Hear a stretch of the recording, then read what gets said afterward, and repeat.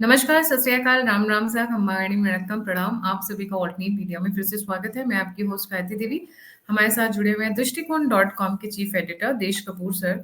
और ट्रम्प के आने की खुशी देखिए ना, वो स्माइल एकदम से बढ़ गई है। मुझे तो लग रहा है कि दृष्टिकोण के पे सब्सक्रिप्शन से उतना नहीं बढ़ता होगा सर का स्माइल जितना ट्रम्प के आने के बाद। ही वाज लाइक गागा एकदम। उस दिन रात सोए नहीं, पूरी रात सब लोग वेट कर रहे थे कि क्या रिजल्ट आएगा, क्या रिजल्ट आएगा। And the moment the result came, it was like boom, Gayatri, result aa gaya. So we were dancing. Imagine I was in hospital में थी, I had a food poisoning, and that was the only day I regretted being in hospital कि भैया आज ही के दिन क्यों होना था. So anyways, we have very interesting topic today और हम बहुत मजे करने वाले हैं टॉपिक में, क्योंकि बहुत अलग अलग डायमेंशंस में चेक करने वाले हैं. ट्रम्प के आने के बाद हमारे जो सबसे पक्का दुश्मन है, हमारा जो भारत का जानी दुश्मन है, जन्मजात दुश्मन है जिसको हम बोलते हैं, दैट इज पाकिस्तान, अफगानिस्तान और ईरान। इन तीनों का क्या होने वाला है? मतलब बोलते हैं ना, वाट लगने वाली है या बच जाएंगे या डीप स्टेट के हिसाब से खेलेंगे। क्योंकि रिमेंबर, बहुत सारे लोग जो डीप स्टेट के हैं वो ट्रम्प की नई ट्रम्प 2.0 से जुड़े हुए हैं, इनडायरेक्टली और डायरेक्टली दोनों तरीके से। उसके बाद हम बात करेंगे कैबिनेट की सुपर टीम। उस टीम में बहुत सारे चेंजेस हुए हैं जिनके बारे में हम बात कर रहे थे पहले। उसमें कई नए एडिशंस हो रहे हैं। वो टीम क्या होगी और उस टीम से क्या मैसेज जाता है अक्रॉस द वर्ल्ड, स्पेशली विया इजराइल एंड अदर प्लेसेस। सो ज्यादा मैं टाइम ना लेते हुए इंट्रोडक्शन देने के साथ साथ, देश sir, a very warm welcome on the show. सबसे पहले शुरू करते हैं हमारा जानी दुश्मन पाकिस्तान, अफगानिस्तान एंड ईरान। तो खैर ठीक ठीक है, मतलब ओके ओके, डिप्लोमेसी चलती रहती है जी। Thank you Gayatri, always good to come to your programme, हमेशा अच्छा लगता है। आई थिंक हम ना थोड़ा डिफ्रेंशिएट करते हैं between Pakistan, Afghanistan and Iran. And मैं उसका रीजन बताता हूँ कि क्यों। पाकिस्तान के साथ तो इंडिया कोई कुछ भी एंगेजमेंट नहीं करना चाहता, तो इसलिए वो तो डेफिनेटली एक डिफरेंट कैटेगरी में है जो और कोई कंट्री नहीं है। वहां पर एक पक्का है कि see now I actually rate Pakistan and Bangladesh as one. उसका रीजन ये है कि जो ये लास्ट कू जो हुआ है उसके बाद से बहुत सारी पॉलिसीज जो बांग्लादेश में जो फॉलो हो रही हैं वो एग्जैक्टली पाकिस्तान वाली पॉलिसीज हैं। तो अभी जब रन अप था to the elections, actually Donald Trump came out. उन्होंने बोला कि जो बांग्लादेशी हिंदूज के साथ वहां हो रहा है वो बड़ा गलत हो रहा है। तो अगर मैं उसके हिसाब से देखूं तो आने वाले टाइम में, और पता नहीं अभी आप सबने वो न्यूज देखी कि नहीं देखी कि मोहम्मद यूनुस की जो गवर्नमेंट है वो सारे ट्रम्प सपोर्टर्स के खिलाफ एक्शन ले रही है। एक वो भी तो उसने सीधा डायरेक्ट कॉन्फ्रंटेशन ट्रम्प की एडमिनिस्ट्रेशन जो आने वाली है उसके साथ पहले से ही चालू कर दिया है। तो एक तो वो है। दूसरा, पाकिस्तान के अंदर उनकी प्रॉब्लम ये है कि उनके पास सिर्फ एक एलाय है और वो है चाइना।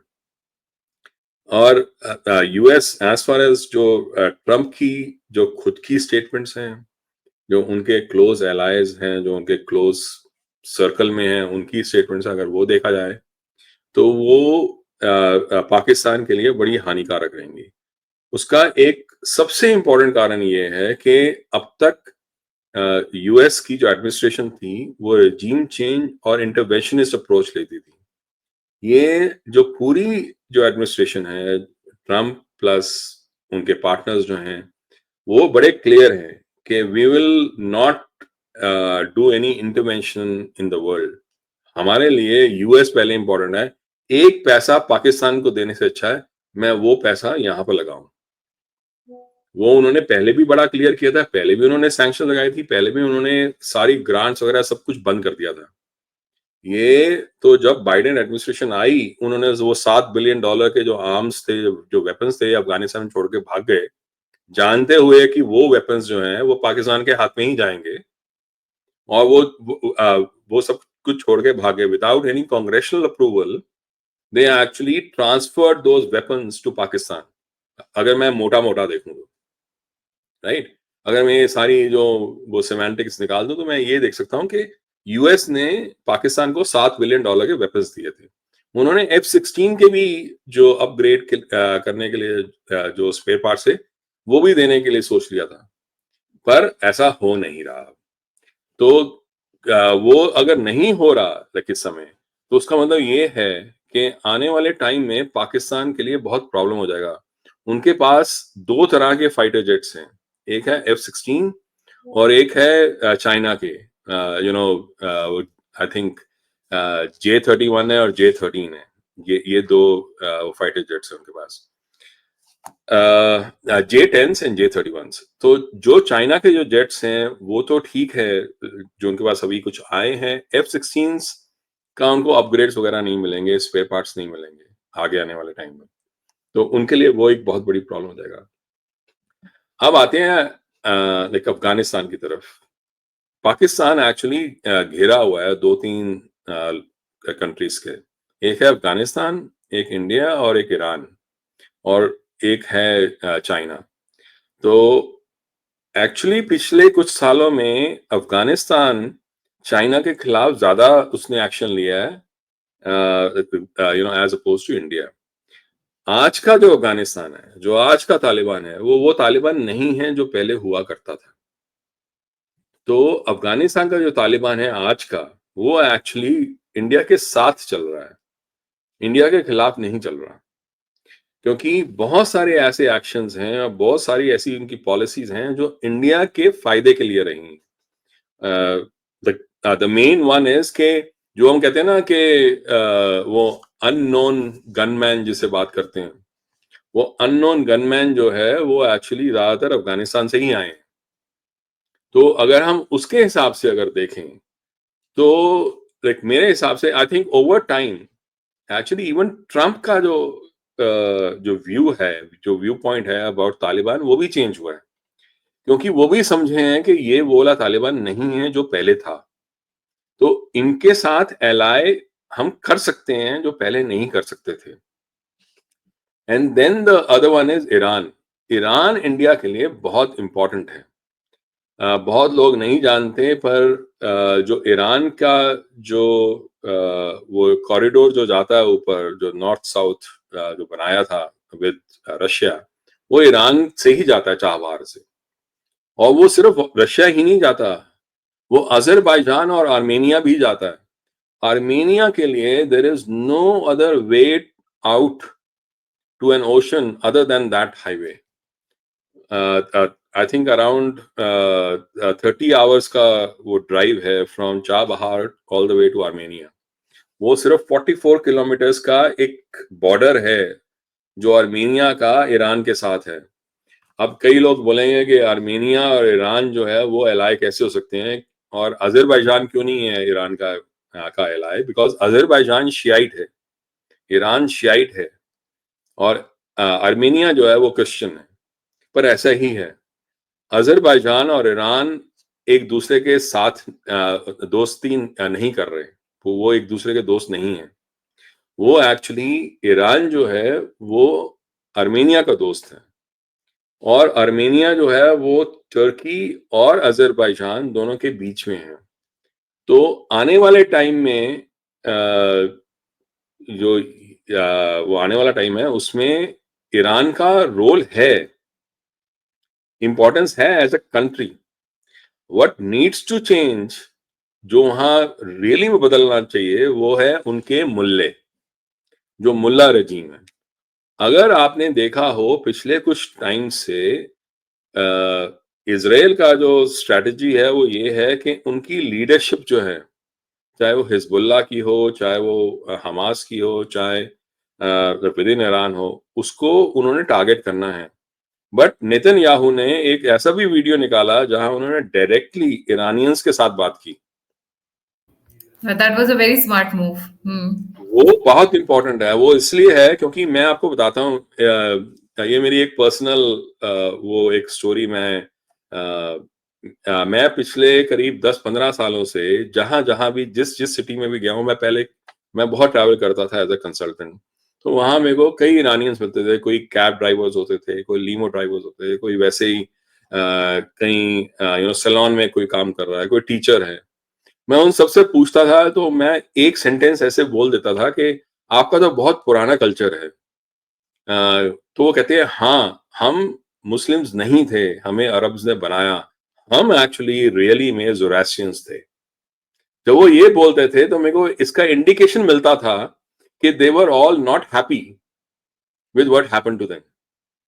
वो अंदर से खुद के कल्चर को ज़ोरास्ट्रियन कल्चर बोलते थे हर बार, चाहे वो मैं टोरंटो में मैंने देखा हो, चाहे न्यूयॉर्क में देखा हो, चाहे ओहायो में देखा हो, चाहे मैंने लाइक ह्यूस्टन में देखा हो, चाहे डैलस में देखा हो, चाहे अटलांटा में देखा हो, it doesn't matter, across the country मैंने सेम चीज देखी। फिर करीब 2 साल पहले की बात है, मैं किसी ईरानी लेडी से बात कर रहा था, तो मैंने उनको बोला, मैंने कहा कि मेरा एस्टिमेट है कि आज अगर ये मुल्ला रजीम अगर निकल जाती है तो 40% of Iran will convert back to Zoroastrianism. तो उन्होंने, नहीं आप गलत बोल रहे हैं। मैंने कहा ऐसे गलत कैसे हो सकता है, क्योंकि मेरे को तो, मैं तो काफी देर से ये चीज को रिसर्च कर रहा हूँ और एनालाइज कर रहा हूँ। कहते हैं नहीं 40% नहीं होगा, 90% होगा। तो तब मेरे को समझ में आया कि ईरान जो है it is ready to change अगर मुल्ला रजीम निकल जाती है तो। अगर आप देखो अभी रिसेंटली उस लड़की की वीडियोस आए थे जिसने अपने कपड़े उतार के प्रोटेस्ट किया था अगेंस्ट हिजाब। दारियल दारियल हम्म, दारियल करके जी। करेक्ट। तो उनके वहां जो फीमेल्स हैं उनके ऐसे प्रोटेस्ट के लिए बहुत तगड़ा स्ट्रॉन्ग एक बैकिंग है इन द पॉपुलेशन। उनकी जो रजीम है उसके खिलाफ अगर वो ऐसा कर रहे हैं, दैट मीन्स उनके अंदर, दिल के अंदर कितनी वो होगी, मैं नफरत तो नहीं कहूंगा पर कितना फ्रस्ट्रेशन होगी जो निकालना चाहते हैं कि एक बंदी अपने सारे कपड़े उतार के वहां खड़ी हो गई और वो सारे उसकी वो वीडियो ले रहे हैं। That means that there is a very strong sentiment there. तो ईरान जो है और इजराइल, उन दोनों का जो युद्ध है वो एक मेरे ख्याल से इसलिए वो होने से बच जाएगा क्योंकि they will take out the Iranian leadership itself. Actually जब लास्ट टाइम जब ट्रम्प आए थे उनसे पहले ओबामा ने एक ईरान के साथ डील की थी। तो वो डील जो थी वो इजराइल भी खिलाफ था और ट्रम्प भी खिलाफ थे। ट्रम्प ने आके वो डील को रद्द कर दिया था and that became a major issue in the very first year itself of Trump coming in. But that is one of the first thing that he did. So he will go against Iran but will pave way for कि वहां पर एक नई रजीम आ सके और Israel like वहां जो करना चाहता है वो कर सके। तो ये एक बहुत बड़ा एक फर्क आएगा, ये चेंजेस आएंगे between Pakistan, Afghanistan and Iran. Afghanistan के जो तालिबान हैं, सी हम उनको लाख हम गालियां देते रहे, पर एक बात तय है कि जब से तालिबान आया है इस बार वो वाली हरकतें नहीं कर रहा जो पहले किया करता था। मोर इम्पोर्टेंटली अफगानिस्तान पहली बार इतने सालों के अंदर एक स्टेबल लाइक एटलीस्ट एक स्टेबल कंट्री बना, सोसाइटी बन गया। वहां कम से कम कुछ स्टेबिलिटी जरूर आई है। वो इंडिया के साथ भी इंटरेक्शन में है, इंडिया के साथ भी तालमेल बना के रखा है उन्होंने, और वो दुश्मनी नहीं की हुई उन्होंने जो हम सोचते थे पहले लोग करते हैं। तो एक बहुत बड़ा अफगानिस्तान में फर्क आया। ईरान जो है वो इंडिया सिर्फ इसीलिए उसके साथ बैलेंस बना के रखा हुआ है बिकॉज उसका इंपॉर्टेंस जो है ईरान का एज ए कंट्री और चाबहार का वो बहुत इंपॉर्टेंट है for the entire Central Asia and for Europe and India's link to Russia. तो अब अगर हम और आगे बढ़े तो हम बात कर सकते हैं कि आने वाले जो एडमिनिस्ट्रेशन है, या आपको कोई और क्वेश्चन पूछना है तो हम तो उस तरफ लेके चलते हैं इस पूरी डिस्कशन को। बस एक क्वेश्चन, ये जो इतने सारे टेररिस्ट ग्रुप्स हैं इसके बारे में क्या कुछ करेगी ये जो ट्रम्प गवर्नमेंट है? नए नए रोज टेररिस्ट ग्रुप पैदा कर रही है ये पाकिस्तान की जो गवर्नमेंट है, all directed towards India, definitely we all know that. इसके बारे में क्या इन पर्टिकुलर कुछ करेंगे वो लोग? आई थिंक वो एक, पता नहीं आपको वो आपने सुना होगा, वो एक क्लिप था ट्रम्प का कि ही वाज सेलिंग समवन कि उसमें एक इंटरव्यू हो रही थी, तो उन्होंने बोला कि मोदी जो है he is a very very strong guy. कहते हैं मैंने कहा कि मैं पाकिस्तान के जो टेररिस्ट हैं मैं उनको I can deal with them and so let me do that. तो मोदी जी ने कहा नहीं, I know exactly what to do. हम इनको इतने सालों से, हजारों सालों से हम डील करते आ रहे हैं, मुझे पता है कि कैसे डील करना है। मैं बैकअप हो गया, लाइक मैंने बैक ऑफ कर लिया because I knew he means business. India को यूएस की हेल्प नहीं चाहिए to deal with Pakistan. India को यूएस इंडिया को चाहिए कि यूएस बैक ऑफ करे, जो वो इंटरवेंशंस करता है वो ना करे, जो वो उनको आर्म्स देता है वो ना दे, जो उनको पैसे देता है वो ना दे।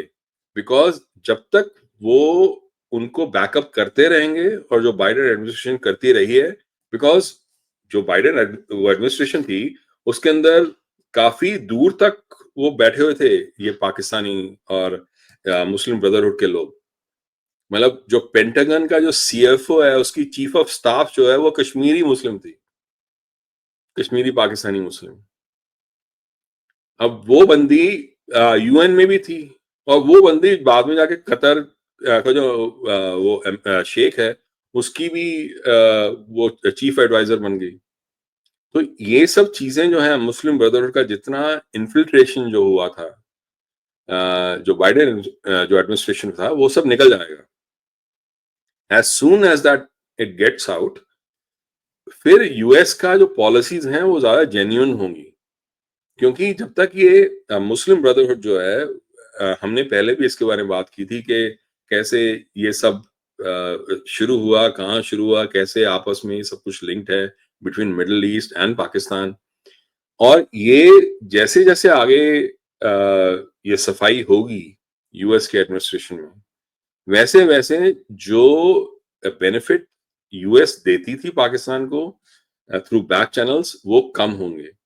बिकॉज बांग्लादेश का जो कू था वो विदाउट पाकिस्तानी हेल्प नहीं हो सकता था, और उसके बाद से जो कुछ भी वहां हो रहा है वो ऐसा लग रहा है जैसे पाकिस्तान ही करा रहा है, उनको फ्री हैंड दे दिया गया था।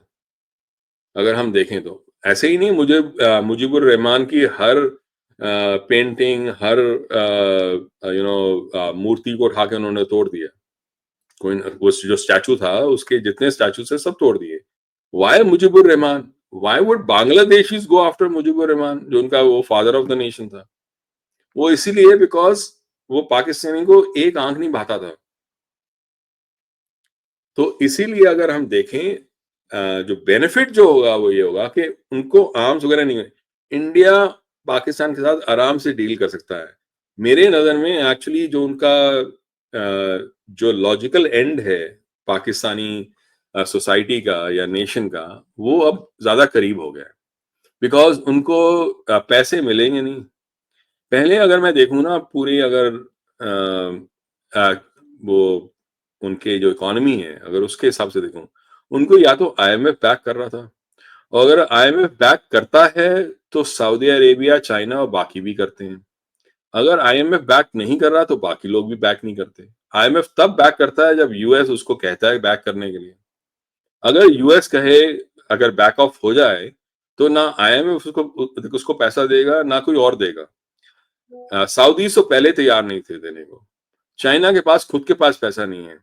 बहुत लोग नहीं जानते, अभी एक्चुअली सितंबर, अक्टूबर और नवंबर में चाइना की इकोनॉमी का इतना बुरा हाल हो चुका है कि उसकी गवर्नमेंट ने 3 स्टिमुलस पैकेजेस निकाले हैं। 3 सितंबर में अराउंड $80 बिलियन का, और अक्टूबर में अराउंड आई थिंक 200, नहीं एक्चुअली 562 बिलियन का। और अभी नवंबर में एक और निकाला है $1.4 ट्रिलियन का। ट्रिलियन डॉलर का, राइट, मैं वही कहने वाली थी। वो इंक्रीज करते 1.4 जा रहे हैं, ट्रिलियन, पैकेज किसी तरह बचाएं, और फिर रिसेशन भी में वो जाने बचा से। नहीं पा रहे। पहली उसमें वो बैंक को बचा रहे थे, दूसरे के अंदर वो जो रियल एस्टेट है उसको बचा रहे थे, और तीसरे में वो लोकल गवर्नमेंट का जो डेटा वो वहां बचा रहे थे। और अब तक जो न्यूज आई है उसके हिसाब से वो तीनों पैकेजेस फेल हुए हैं because they are not enough. इस सिचुएशन में जब इकोनॉमी है, उनकी कंजम्पशन जो है गिरती चली जा रही है और आगे आने वाले टाइम में उनके पास और ज्यादा ऑप्शंस नहीं होंगी अगर ट्रम्प ने टैरिफ लगा दिया। तो सी दो चीजें होंगी। अगर हम देखें, अगर चाइना की इकोनॉमी अगर देखें, जस्ट फॉर डिस्कशन, राइट, तो यूएस के साथ चाइना की ट्रेड जो है $150 बिलियन की है पर एनम। यूरोप के साथ अराउंड $790 बिलियन की है पर एनम। ग्लोबल साउथ के साथ उनकी ट्रेड जो है $900 बिलियन की है। तो चाइना जो है वो ऑलरेडी काफी हद तक डीकपल हो चुका है। तो यूएस क्या करेगा? US will try to decouple itself from China, but China will start working along with Europe because Europe is a much bigger partner for China than US is. तो चाइना जो है उसके पास यूएस की market घटती चली जाएगी आगे और बड़ा तेज डीकपलिंग होगा। यूएस जो है यूरोप के ऊपर इसलिए दबाव डालेगा क्योंकि वो नेटो के पार्टनर्स हैं। उनको पहले से ही बोला हुआ है कि अगर आप हमारी फ्रीडम्स जो है, जैसे इलॉन मस्क को वो ट्विटर के लिए या एक्स के लिए तंग करते हैं, तो उसको साफ ही जेडी वैंस ने बोला है अगर आगे आने वाले टाइम में आपने ऐसा किया तो नेटो में आपके ऊपर एक्शन लिया जा सकता है। सेम चीज जब चाइना के साथ इनका जो उनकी पॉलिसीज होंगी उसके बेसिस पे भी हो सकता है। तो मेरा कहना यह है कि आगे आने वाले टाइम में जो ट्रेड है of China that will go lower and lower. उनके पास जो उनकी इकोनॉमी है उसको बचाने के रास्ते बहुत कम हो जाएंगे। अ लॉट ऑफ दैट डीकपलिंग जो चाइना के साथ होगी वो इंडिया में मूव होगी। अभी अभी कल या परसों की न्यूज है कि इंडिया में ऑलरेडी 6 ट्रम्प टावर्स अनाउंस हो चुके हैं। यस, 4 पहले मुंबई, से हैं।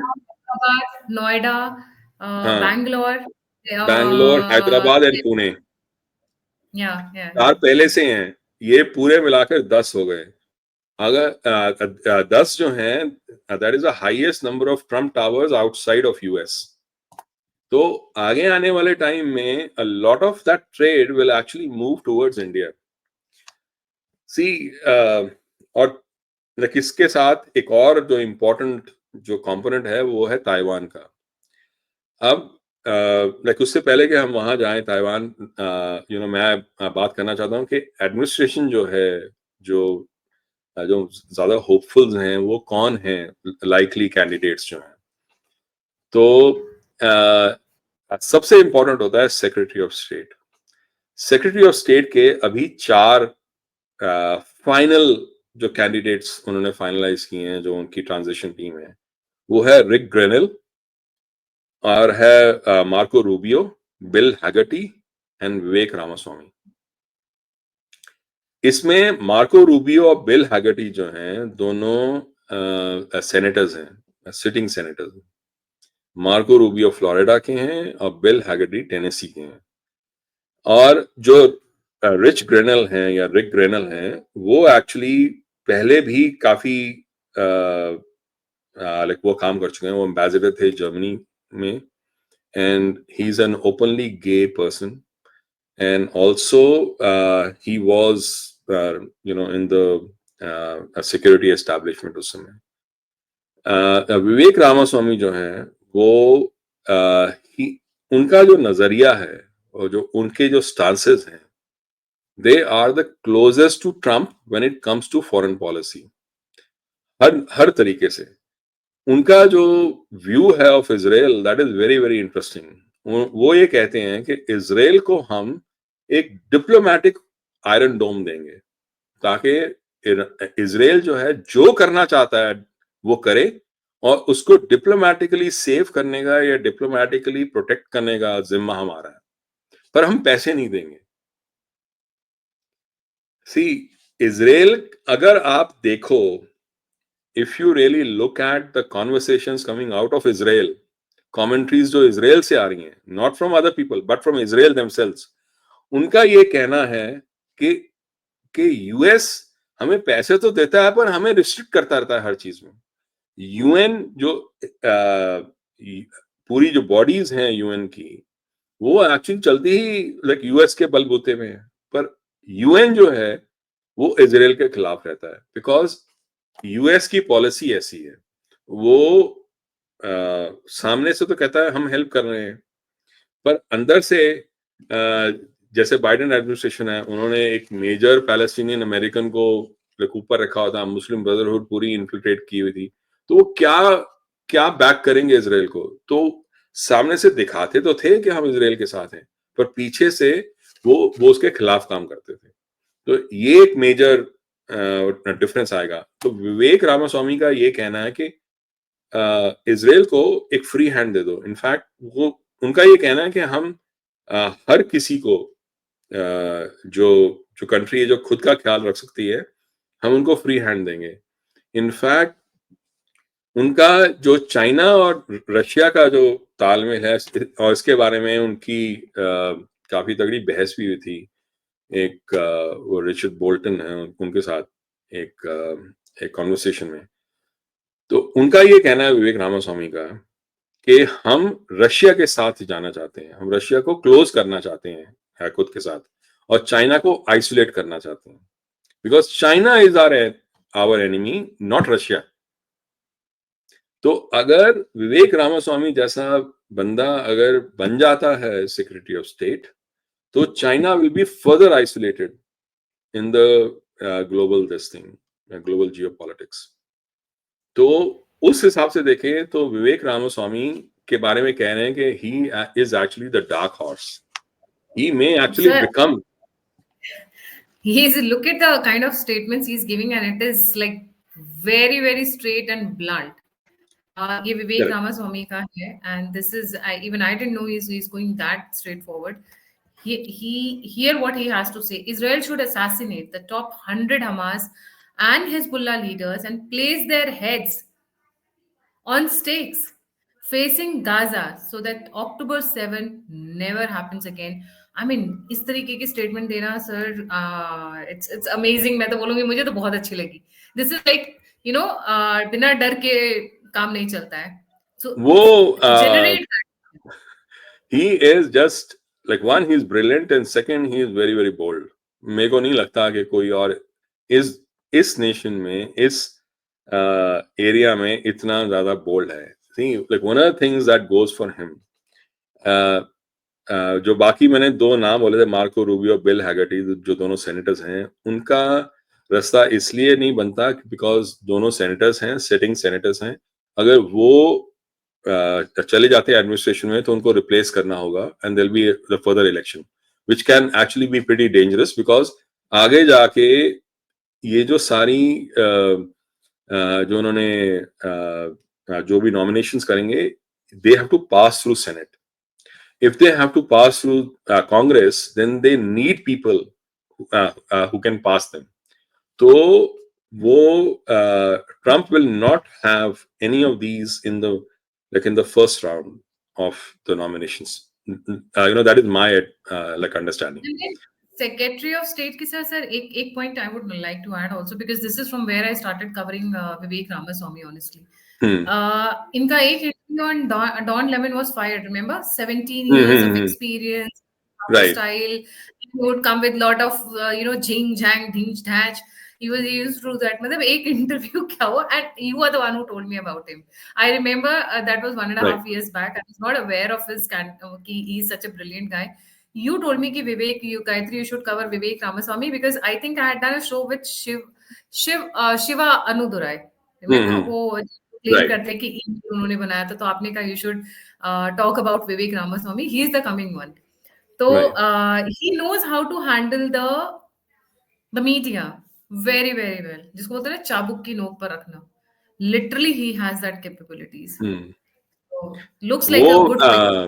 He was on the debate team during his undergrad grad years, and वो बहुत ज्यादा स्मार्ट है। उसके मैंने वो मेहदी हसन जो है, वो हर किसी को दबाने की कोशिश करता है। उसका मैंने इंटरव्यू देखा था, डिबेट देखी थी on Al Jazeera, I think, with Vivek Ramaswamy. जो विवेक रामास्वामी ने उसकी मार मारी उसको, वो याद रखेगा, बिकॉज और कोई नहीं कर सकता था जो विवेक रामास्वामी करता है। और विवेक रामास्वामी ने एक्चुअली चेंज किया है काफी कुछ। बहुत लोग आज जो रिपब्लिकन पार्टी है, मैं हमेशा कहता हूं, मैं कम से कम 3-4 न्यूज़लेटर में ये बार बार लिख चुका हूं और वो वाला क्लिप भी डाल चुका हूं। जब थर्ड रिपब्लिकन डिबेट हो रही थी, उस समय हर कोई बंदा ओपनिंग स्टेटमेंट दे रहा था। विवेक रामास्वामी की ओपनिंग स्टेटमेंट आई, उसने एक ऐसी ओपनिंग स्टेटमेंट दी जो आज तक कभी किसी ने ना दी है, ना कोई कभी देगा। उसने उसने सीधा, और वो CNBC उसमें कवर कर रहा था, वो होस्ट कर रहा था एक Republican debate, and they are very pro Democratic Party, they are very leftist. और उसने कहा, विवेक ने, कहता है पहली बात तो ये है कि ये इनको होस्ट करनी नहीं चाहिए थी, और इन्होंने हमेशा लाई किया है हर चीज में। उसने पहले ये बोला, फिर उसने कहा कि हमारी ये हालत रिपब्लिकन पार्टी की इसलिए हुई है क्योंकि हमारी लीडरशिप ही बिकी हुई है। तो फिर उसने जो रिपब्लिकन पार्टी की जो हेड थी, जो चीफ थी, रोना मैकडोनाल्ड, उसको बोला कि मैं तुझे टाइम देता हूं, तू यहाँ ऊपर आ और अपनी रेजिग्नेशन दे, सीधा सबके सामने। मैंने ऐसा कभी नहीं देखा। उसने कहा कि I'll yield my time. Why don't you come on the stage and resign from the Republican Party right now? Because you have no, locus standi going forward. She had, मतलब उसने काफी उल्टी सीधी बातें की विवेक के बारे में। बाद में she was forced to resign. See, क्या था इस इलेक्शन में? It was not Republican versus Democratic Party. उस स्टेटमेंट ने एक बात बहुत क्लियर की थी कि Vivek was challenging the deep state और द मैनेजरियल क्लास जिसको बोलता है, and so was Trump, so was Tulsi, so was वो RFK junior, and so is Elon. The rest are the deep state. तो ये लड़ाई challengers of deep state versus deep state थी। तो ये बात समझनी बहुत जरूरी है, इसलिए क्योंकि विवेक का जो कन्विक्शंस है ना, they are very very strong, और वो बड़ी वेल फाउंडेड है। ये इंसान नॉर्मल इंसान नहीं है, और ये आगे जाके जो इसका Not at all. He is brilliant. He's fantastic, brilliant, amazing. मैं तो जब से आपने बताया, मैंने जब से कवर करना शुरू किया, तब से आई एम लाइक, विवेक रामास्वामी का नाम आते तो मुझे स्माइल आती है। He is that good actually. Sir, right. ऐसा लगता है ना कि जब ऐसे लोगों के बारे में आप पढ़ते हो, you feel so positive, you feel energetic, and you feel inspired, right? People right. Like them are needed more and more actually. जी। थी एक तो चीज ये है कि बहुत सारे ऐसे हैं जो वो कैप्चुलेट कर जाते हैं, जो अपने साथ कॉम्प्रोमाइज कर लेते हैं। ये वो इंसान है जो बड़ा स्टॉन्च हिंदू है, और उसने ये मेंटेन किया है कि मैं हिंदू ही हूं।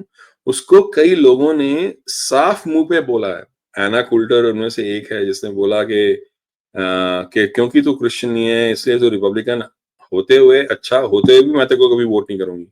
उसने गुस्सा नहीं किया, उसने उसको इस तरीके से एक्सप्लेन किया कि खुद जो वेरी कंजर्वेटिव जो कमेंटेटर्स हैं उन्होंने भी उठ के ताली बजाई, लाइक उसके लिए। फिर एक बंदे ने What did he say? Just to know. Yeah. he said कि पहली बात तो ये है कि as far as the values are concerned, the fundamental human values are concerned, that are the same. Second thing is that I am running, like उस समय he was running for the president, this thing. He says, I am running to become the commander in chief, not the pastor in chief. और फिर उसने आगे like discussion की कि और actually किसी ने उसको साफ बोला, because you believe in like demi gods and false gods and not in the Christian God, वो किसी ने बोला लाइक विवेक को। तो उसने लाइक ये कहा कि जो थॉमस जेफरसन था वो भी तो क्रिश्चियन नहीं था, वो भी डेइस्ट था। तो वो कहता है कि Thomas Jefferson was also not a Christian. वो जो जो बंदा उससे क्वेश्चन पूछ रहा था, कहता है कि even Thomas Jefferson was not a Christian and we don't like him. कहता है if you don't like him, he was a guy who actually signed the constitution, he was a guy who made US possible as a nation. So if you do not respect him, then you do not respect this nation. वो बंदे का वाह, जो sense of understanding है बहुत बहुत deep है, और उसके बहुत कन्विक्शन deep। ऐसा नहीं है वो हवा में बात नहीं करता, वो बहुत डीपली जाके बात करता है। तो उसके खिलाफ आर्गुमेंट रखना बहुत मुश्किल है। जो उसने शुरू किया है, जो उसने हिंदू अमेरिकन के लिए यहाँ किया है, वो आज तक कभी किसी ने ना किया है, ना कोई कर सकेगा। तो वो उस लाइक उससे आता है।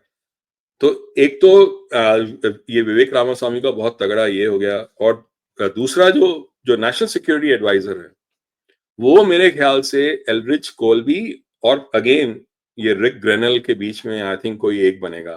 Aldrich Colby is on record to have said कि India is the kind of partner that we really need because it does not depend on US to take care of itself. हम नहीं चाहते कि हम दूसरों को हम बेबी सिट करें, हम नहीं चाहते दूसरों को हम हेल्प करते रहें। इंडिया चाहता ही नहीं हमारी हेल्प, इंडिया हमारे साथ काम करना चाहता है for its own good, and that is what we want.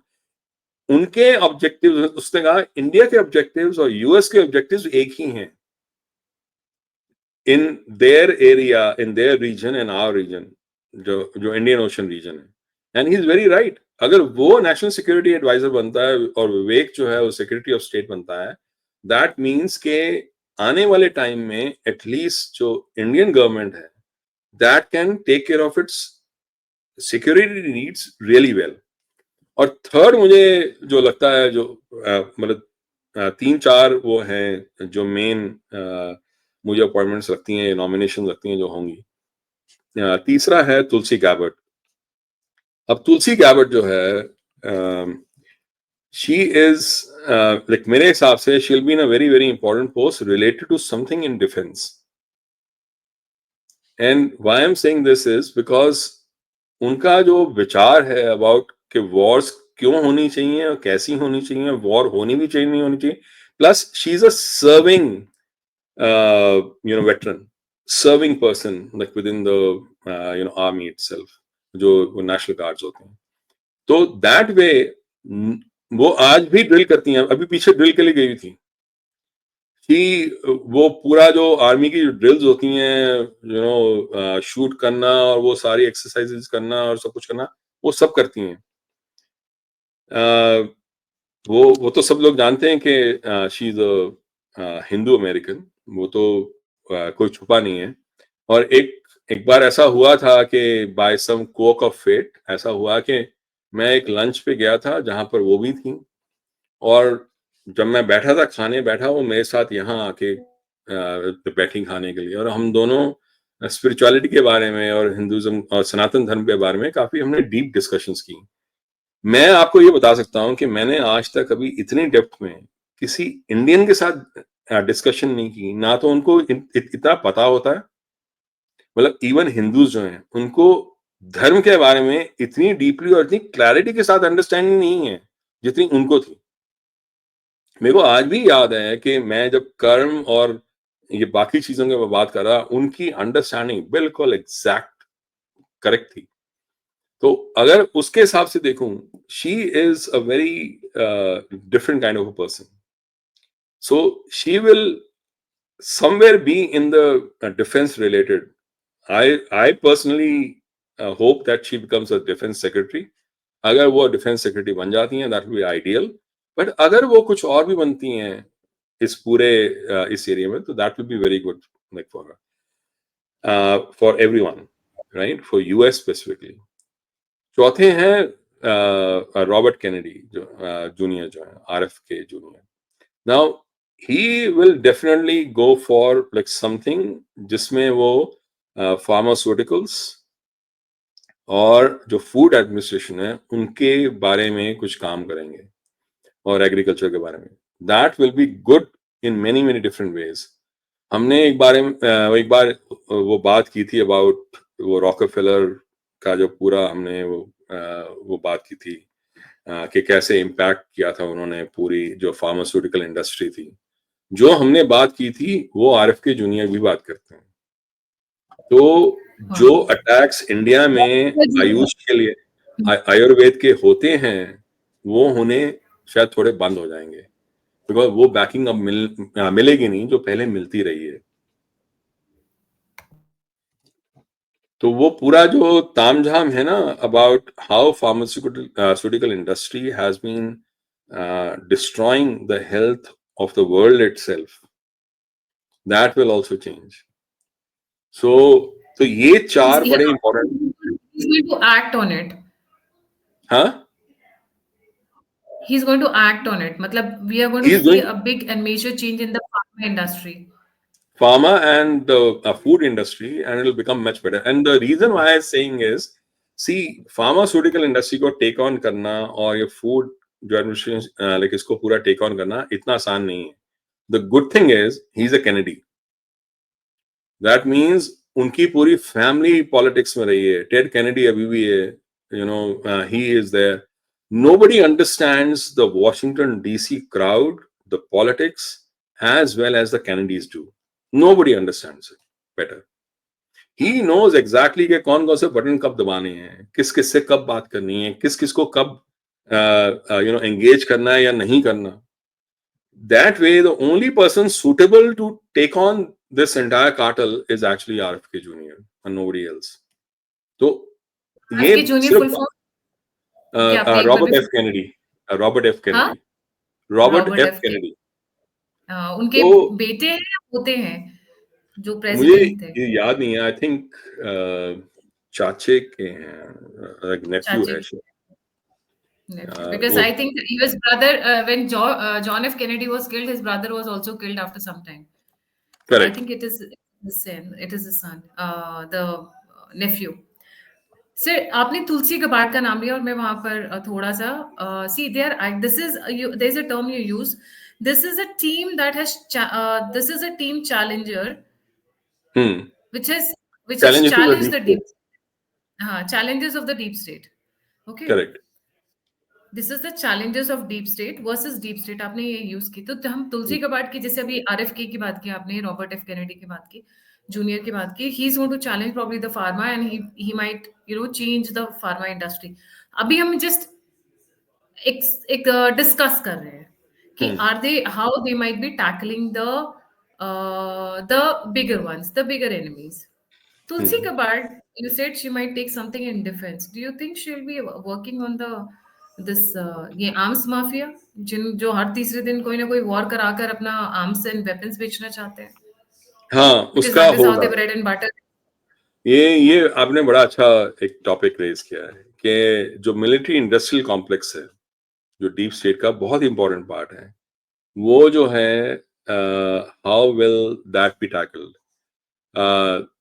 सो अगर वॉर्स खत्म हो जाती हैं then the military industrial complex also goes down with it.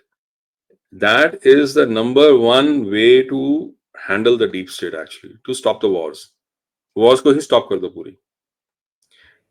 अभी जिस दिन रिजल्ट आ रहे थे उस दिन उसी दिन एमआईडीसी मिलिट्री इंडस्ट्रियल कॉम्प्लेक्स के शेयर्स ऐसे लुढ़क रहे थे जैसे you know that correct. Cards like पर दैट. एक और वार्निंग दूंगा लाइक इसके बारे में, वो ये है कि ये मिलिट्री इंडस्ट्रियल कॉम्प्लेक्स सिर्फ यूएस में नहीं है. In the last few years it has also gone and created its own stuff in Europe. जैसे यूएस का मिलिट्री इंडस्ट्रियल कॉम्प्लेक्स है ऐसे यूरोप का भी एक मिलिट्री इंडस्ट्रियल कॉम्प्लेक्स है. बिकॉज पिछले कुछ सालों में जर्मनी और बाकी कंट्रीज को ये एहसास हो गया है कि नेटो का जो बॉन्ड्स थे वो उतने स्ट्रांग नहीं थे जो पहले हुआ करते थे. वो अब नहीं है जो पहले हुआ करते थे. दैट मीन्स उनको अपनी सुरक्षा खुद करनी होगी. फ्रांस और यूके ये दो न्यूक्लियर स्टेट्स हैं पर बाकी नहीं है. France and UK and in some way Italy has some kind of an arms industry बाकियों के पास नहीं थी. जर्मनी ने actually the third largest budget निकाला था for military in the last couple of years. Japan ने बहुत तगड़ा निकाला और जर्मनी ने बहुत तगड़ा निकाला। व्हाई? बिकॉज दे रियलाइज कि उनको खुद की सुरक्षा खुद करनी होगी, विच ऑल्सो मीन्स कि ये मिलिट्री इंडस्ट्रियल कॉम्प्लेक्स जो है अपने हेडक्वार्टर्स यूएस से निकाल के यूरोप ले जाएगा अपने आप को सेट करने के लिए वहां पर उसका सामना वहां पर चाइना के साथ होगा, बिकॉज चाइना अगर यूएस से डीकपल होता है, it will try to infiltrate Global South and Europe more than it has done right now, because उनके पास और कोई चारा है नहीं अपनी ट्रेड को आगे बढ़ाने के लिए, और आर्म्स ट्रेड से अच्छी और क्या ट्रेड होगी। तो अगर उसके हिसाब से देखूं तो ये बहुत लाइकली है मेरी नजर में, जो मैं ये गेम प्लानिंग करता रहता हूं खुद जब अपनी न्यूज़लेटर में, ये बहुत लाइकली है कि नेक्स्ट वॉर जो है वो एक्चुअली यूरोप की बैकिंग से शुरू हो, बिकॉज जो मिलिट्री इंडस्ट्रियल कॉम्प्लेक्स यूएस में करवाता था लोगों से वो यूरोप में कराएगा। वो अलग बात है कि यूरोप का जो इकोनॉमी है इस समय वो बहुत खराब है। जर्मनी का अभी समझ में आया कि उनका यूक्रेन की वॉर में पार्टिसिपेट करने की वजह से उनकी इकोनॉमी का बाजा बच चुका है। उनके पास और कोई चारा है नहीं सिवाय इसके कि वो अपने आप को यूएस से भी थोड़ा डीकपल करें, बिकॉज उन्होंने बहुत बहुत गलत डिसीजन लिया था यूक्रेन वॉर में। तभी मैं बार बार यही क्वेश्चन पूछता था कि ऐसा क्या है यूक्रेन में कि Europe has put its existence on the line, अपनी पूरा जो उनका अस्तित्व है वो ही दाव पे लगा कर रख दिया। ऐसा क्या था यूक्रेन में? मेरी नजर में जो रियल रीजन था यूक्रेन वॉर का, वो यूक्रेन नहीं था, वो आर्कटिक सर्कल था। और मैं बार बार ये बोलता आ रहा हूँ सिंस जुलाई 2022, और जब मैंने इसके बारे में पहली बार लिखा था, और ये अब और क्लियर होता जा रहा है, बिकॉज अगर मैंने अभी जब जो एनालिसिस किया अभी पीछे, उसके हिसाब से अगर नेक्स्ट वर्ल्ड वॉर अगर शुरू होती है तो 3 लाइकली एरियाज हैं जहां से वो शायद शुरू हो सकती है। पहला है लाइक फार ईस्ट, मतलब somewhere in the South China Sea, चाहे वो ताइवान हो चाहे वो कहीं और हो। दूसरा है somewhere in the European area, probably eastern Europe, Poland या लाइक वैसी किसी जगह पे। और तीसरी जगह है आर्कटिक सर्कल, क्योंकि यही वो जगह है जहां पर डायरेक्ट कॉन्फ्रंटेशन हो सकती है। और अगर ऐसा होता है आने वाले टाइम में, तो अब with coming of Trump, the most likely place that it may happen is actually in the South China Sea, because China को ये आइसोलेट करने की कोशिश करेंगे। और अगर आपने चाइना के जो पीएलएस के साथ जो लिंक्ड जो हैंडल्स हैं, अगर उनके कभी आपने उनको कभी फॉलो किया हो, तो आपको पता चलेगा वो साफ कह रहे हैं सिंस लास्ट 3 वीक्स कि हमने अपनी मिलिट्री पावर ऐसे ही नहीं रखी हुई। अगर हमें पुश किया गया तो we will go to the fullest. तो इसलिए मैं कह रहा हूं कि जो ताइवान है that will become very important. Now let's go back to वो विवेक रामास्वामी अगर आते हैं, तो विवेक रामास्वामी का क्या कहना था। उनसे जब पूछा गया ताइवान के बारे में ड्यूरिंग दोस डिबेट्स, उन्होंने एक बड़ी इंटरेस्टिंग बात बोली जो विच इज वेरी ट्रांजैक्शनल। उन्होंने कहा, मैं ताइवान को तब तक बैक करूंगा जब तक उसकी इंपॉर्टेंस हमारे लिए चिप इंडस्ट्री के लिए होगी। जब हमारे पास ऑल्टरनेटिव होगा ताइवान का, तब मैं ताइवान को बैक नहीं करूंगा। That's a big statement, unlike an American citizen, to be very honest. हाँ, तो उन्होंने साफ बोला, कह रहे हैं कि मैं क्यों फंड करूं किसी और को, अगर मुझे फंड करना तो मैं खुद करूंगा। और मैं चाहता हूं कि ये जो कैपेबिलिटी है हमारे पास आए। I don't want that capability to go outside. Chip industry, semiconductor industry Taiwan से slowly and gradually shift हो रही है. Either it's coming to US or to other geographies. But the latest news was that actually the chip industry, जो वो Taiwan है, they have gone down to 2 nanometers chip. जो US के पास जो है वो 7 नैनोमीटर्स का है, चाइना के पास 9 है, इंडिया के पास 20 के आसपास है. तो the smaller and smaller it gets, the more powerful it becomes. वो उन्होंने कहा है कि अंडर नो सर्कमस्टांसेस, अभी स्टेटमेंट आई है आज या कल में, under no circumstances will be let this technology go outside. इसकी मैन्युफैक्चरिंग हम ताइवान के बाहर नहीं करेंगे. That means that is the only guarantee insurance that they have कि US will keep on backing them. You understand? तो आगे आने वाले टाइम में बहुत सारी ऐसी चीजें हैं जो हो सकती हैं, क्योंकि नंबर 1 ट्रिगर जो है आगे आने वाले टाइम में of a global conflict will actually be economy. अगर एक country, suppose China, is backed into a position of a use it or lose it kind of a situation, कि उनके पास जो है स्ट्रेंथ, मिलिट्री स्ट्रेंथ, उसको use करें या वो खत्म हो जाए, तो वो यूज करेंगे. And but the only check on China will be Russia. तो that is why Vivek Ramaswamy का जो उनका वो था, जो प्रिस्क्रिप्शन थी कि हम चाहते हैं कि रशिया हमारे साथ क्लोज आए, हम उसके लिए फाइट करेंगे ताकि रशिया चाइना को बैक ना करे जब चाइना को जरूरत पड़ेगी. चाइना खुद अपने आप से हमारे खिलाफ खड़ा नहीं हो सकता. तो आगे आने वाले टाइम में अगर मैं देखूं तो अब जो आगे आने वाला अभी after Trump administration, things will become more, the world will become more multipolar. That means it will become even tougher to predict things.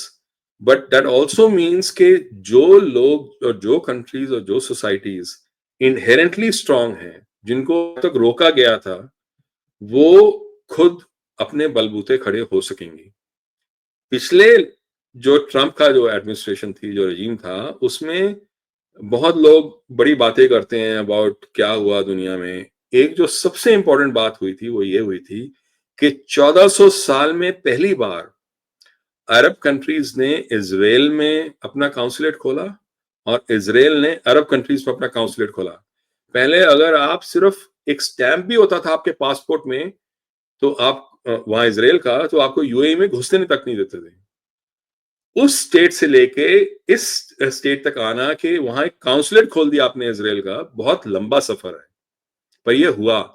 ये इसलिए नहीं हुआ क्योंकि ट्रम्प ने उस समय कुछ खास किया, इसलिए हुआ क्योंकि जो यूएस इंटरवेंशन थी वो नहीं हुई. जहां जहां यूएस इंटरफेयर करती है, इंटरवेंशन करती है, वहां वहां वो उन लोगों को आपस में काम करने से रोक देती है. तो पहली बार ऐसा हुआ कि अरब, सऊदी अरेबिया, यूएई और इजराइल के बीच में ताल्लुकात बढ़े. उसका इम्पैक्ट आज तक है और आगे भी रहेगा. इजराइल और ईरान के बीच में जो हो रहा है, अगर ये आज से 5 साल पहले हुआ, ये 8 साल पहले हुआ होता, तो Saudi Arabia and UAE would have backed Iran. पर आज नहीं कर रहे. इनफैक्ट सऊदी अरेबिया की स्टेटमेंट आई है, when he was talking to MBS was talking to Anthony Blinken, उसने कहा I don't care about the Palestinian state at all. सीधा बोला, I don't care about the Palestinian state at all.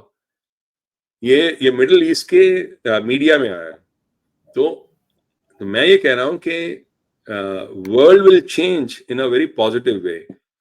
इस chaos, it will be a chaos. इस chaos को कैसे handle करना है वो देखना है आगे. और एक और लास्ट चीज है, हम क्रिप्टो करेंसी के बारे में अगर आप बात करना चाहती हैं तो मैं उसके बारे में कर सकता हूँ. प्लीज कंटिन्यू जी. सी एक और जो बात है ना, $D. We have discussed the entire team. We have discussed before we move forward. I hope we have discussed the entire team, the challenger team, I would say. हाँ, मैंने I think I've discussed everyone. Like Elon Musk का तो है, but he won't be in the cabinet or whatever we say. वो he will do whatever he needs to do, but he won't be in the top in the office 3-4. office kind of अब बात people. करते हैं कि crypto currency की. सी बहुत लोग कह रहे हैं कि they might go for digital dollar. Some people are saying they might go for the central bank currency itself, digital currency, CBDC जिसे कहते हैं.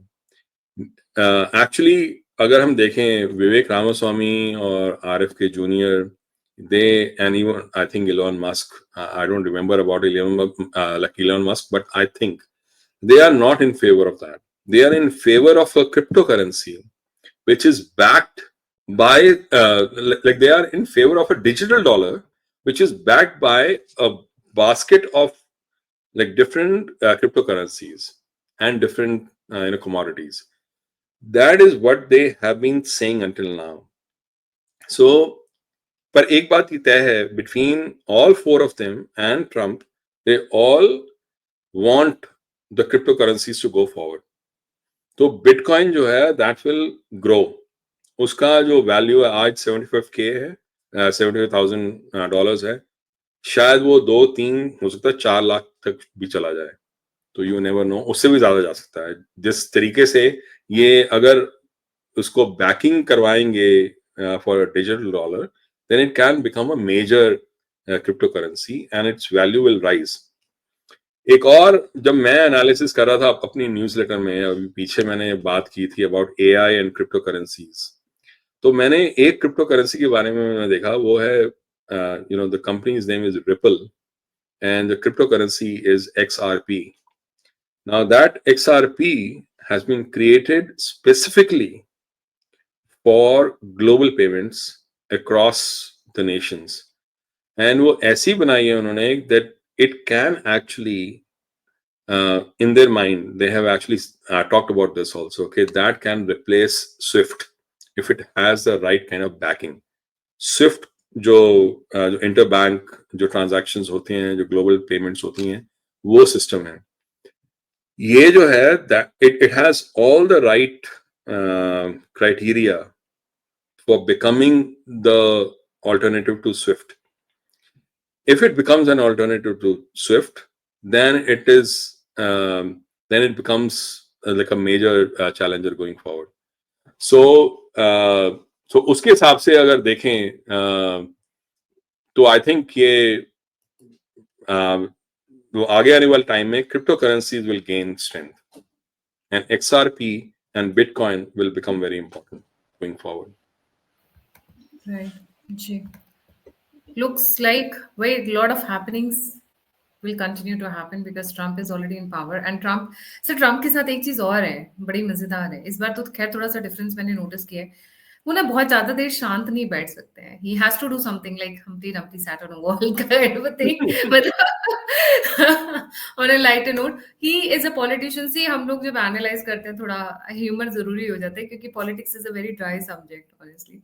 तो बट एज अ पर्सनालिटी वो इज क्वाइट अ, क्या कहेंगे उन्हें, वो हर वक्त कुछ ना कुछ एक्शन मोड में रहेंगे, like a soldier. I would put it in that way. वो अगर प्रॉपर वर्ड्स में बोलूं Right. तो उनका हमेशा कुछ ना कुछ रहेगा ही रहेगा. कोई ना कोई Correct. मिशन टारगेट, कोई ना कोई mission approach. And imagine Oprah ने इनको इंटरव्यू किया था and at that point of time he said he doesn't want to enter politics.